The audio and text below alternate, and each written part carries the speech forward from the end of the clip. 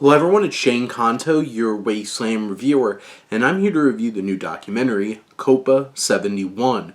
And this is a documentary that focuses on the much forgotten and glossed over Women's World Cup of Football back in 1971 that emanated from Mexico City and Guadalajara and was the biggest women's sporting event in history.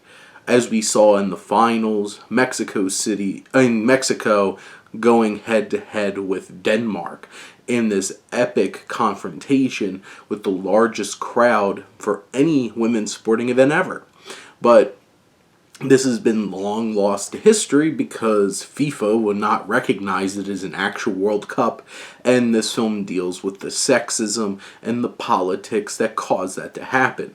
And James Erskine and Rachel Ramsey direct this film, really leveraging some fantastic archival footage, especially how this film frames the final matchup is thrilling, it's exhilarating, it's engaging, it really captures the spirit and the energy of sports, that competition, and puts you on the edge of your seat, so it really captures that energy well.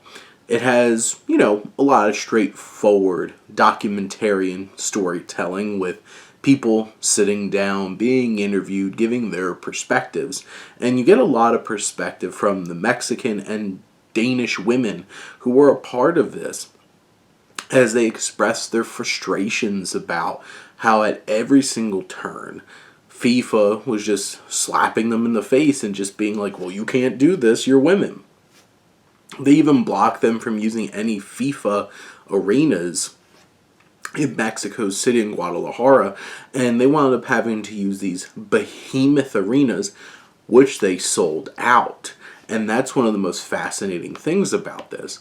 This film is pretty straightforward from a documentary standpoint, from a storytelling standpoint, but it's the messaging, it's the history, it's the recording down something that was so significant.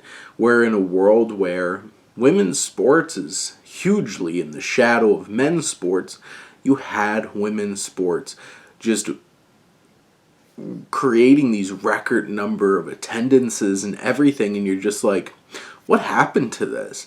And this film explores the politics, the sexism, and all of it through a very honest lens, and from a very personal lens, coming from the women that were in this situation and experienced that treatment throughout their careers, and how some of them, their lives were turned into jokes and they left football behind, and some of them who just disappeared off the map and are now finally getting to reconnect with their teammates in trying to retell this history.